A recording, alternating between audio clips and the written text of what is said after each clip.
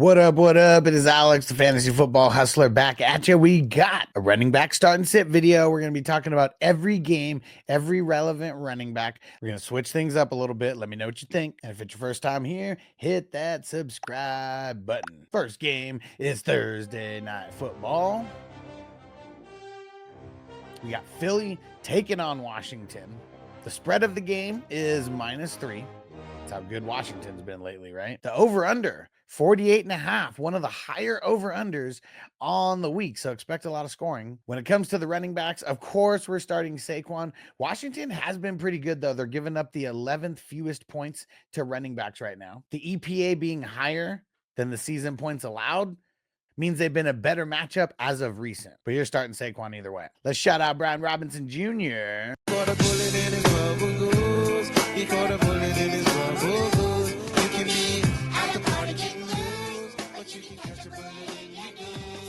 Tough matchup either way going up against the Eagles. Eagles are giving up the second fewest points to running backs right now. I feel like with the amount of points that are going to be scored in this game, I want to start him. It is going to be more of like a desperation like type of start. I feel like he's more flex worthy than anything. Same with Austin Eckler. I feel like I don't want to start Austin Eckler unless I'm a little bit desperate, and then I would throw him in there as a flex. Just remember, I'm giving my blanket like starts and sits for the masses. If you have specific questions, just make sure you leave them in as a comment and I will do my best to answer. Next game on the slate, we got Chicago taking on the Packers. It's a -5.5 spread for the Packers.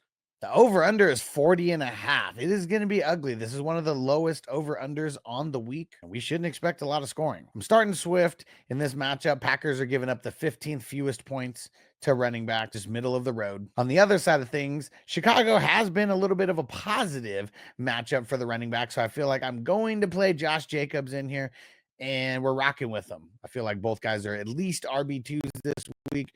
Josh Jacobs probably a fringe RB1 this week. Next game on the slate, Lions taking on the Jacksonville Jaguars, and look at this spread, -14.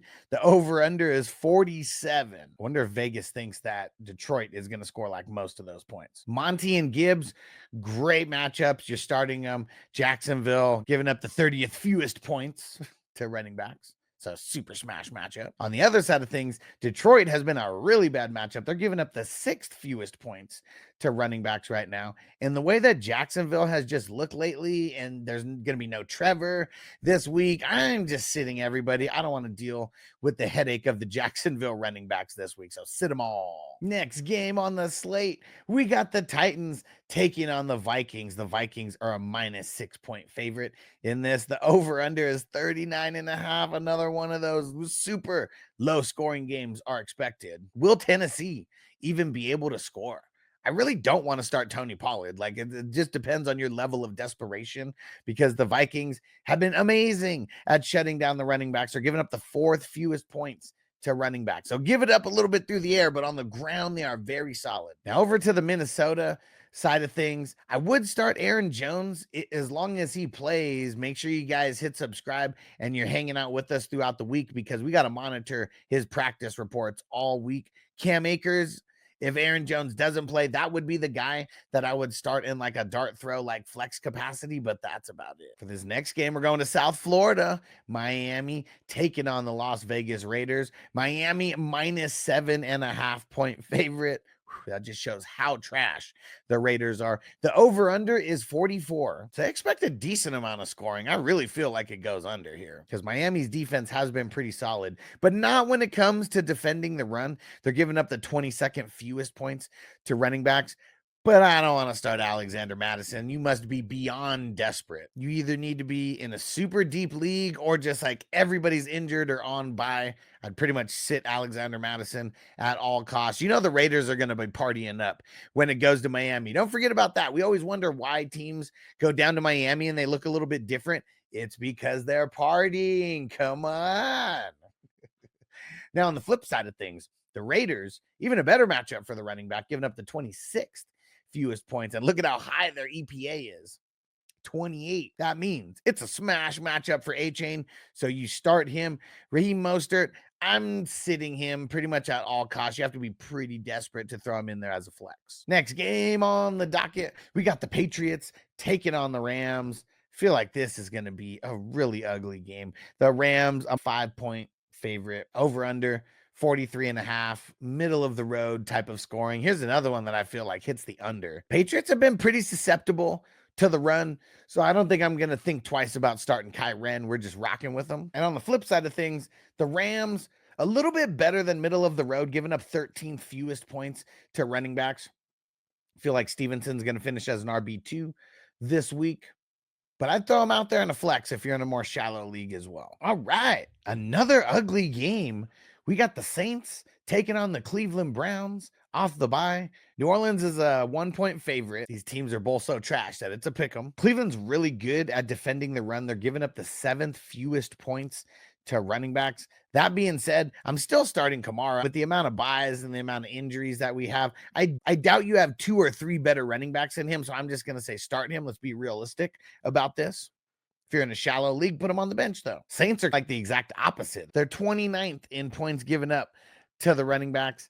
That being said, I still don't want to start Nick Chubb. It's been so bad. Like, we just hope off of the bye that maybe they get their shit together. Why do they never throw it to him like at all? Give him 2 to 3 catches a game. See what he can do to it. So I'm leaning on sitting him, but I am also aware that we have a lot of running backs on bye. We got a lot of injured running backs. So he's more of like a dart throw flex to me. Got any Chubb questions? Throw them in the chat. We got 2 more early games happening here. And just a reminder, make sure you join the community at 420crew.com.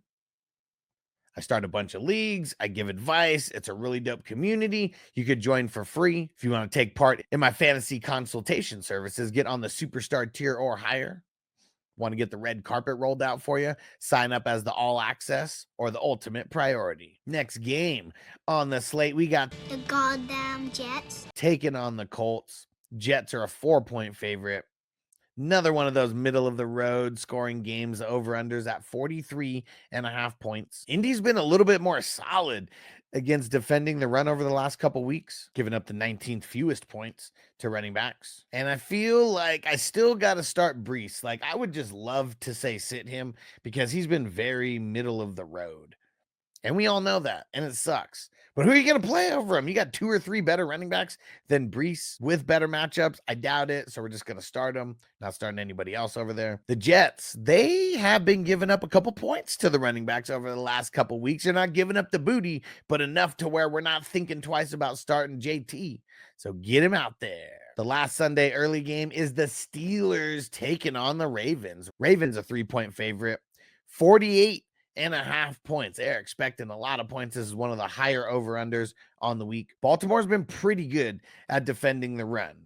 9th against the run right now. But I feel like I still got to start Najee. Warren, maybe. I'm a little bit nervous about him, but the amount of volume that he seems to be getting, I feel like compared to some of the random dart throw flexes, I feel like he would be a dart throw flex as well. On the Baltimore side of things, Pittsburgh, they're 11th against the run. Both teams really good at defending the run, but the Steelers have actually been pretty bad at defending the run. If we take out the first 3 weeks of the game, it's just like complete night and day of how much they've been giving up to the running back. That's why you notice the EPA is so much higher than 11. The EPA is 21. That means that they've been giving up a lot more points than expected. So we're starting Derrick Henry with all kinds of confidence. I'm not ready to start Mitchell unless you're super desperate. And I really don't want to start Justice Hill unless you're desperate, but he would be amongst those dart throw, like flex type of candidates. Sunday afternoon games, we got Denver taking on the Falcons, and Denver is a 2.5-point favorite. Over-under is 44.5, so I expect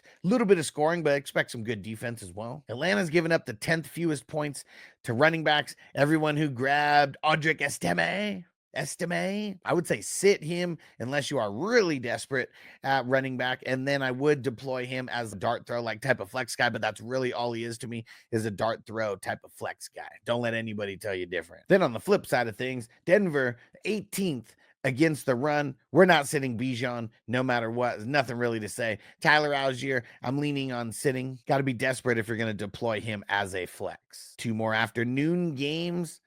This one is the 49ers taking on the Seahawks. 49ers 6.5-point favorite, 48.5 on the over under. So yes, hopefully should be a high scoring game. The one thing that sucks is these divisional games. Sometimes these guys underperform because they know each other so well.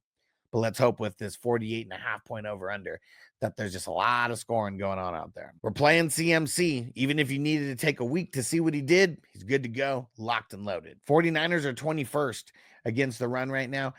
So Ken Walker, we're not thinking twice. We're starting him. Charbonnet, I feel like in a dart throw flex amongst guys like we just mentioned, Esteme, guys like that, he'd be in the same category as a fringe dart throw flex guy. I'm going to lean on starting him in this game as a dart throw flex. Last afternoon game is between the Bills and the Chiefs. Man, this is going to be a good game.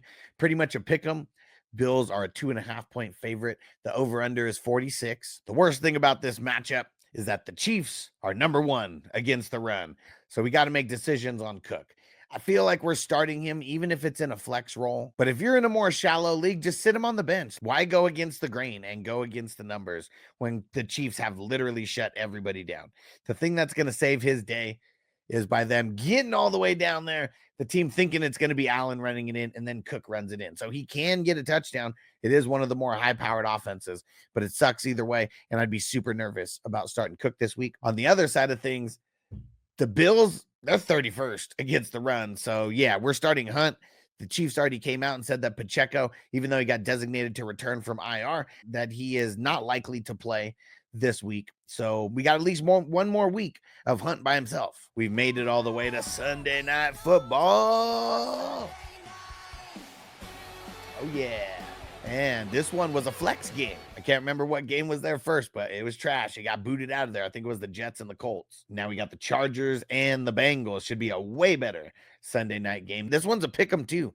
Chargers are a 1.5-point favorite, 46.5 on the over-under. So expecting some scoring here. Chargers have been really good at defending the run. They're 3rd against the run right now.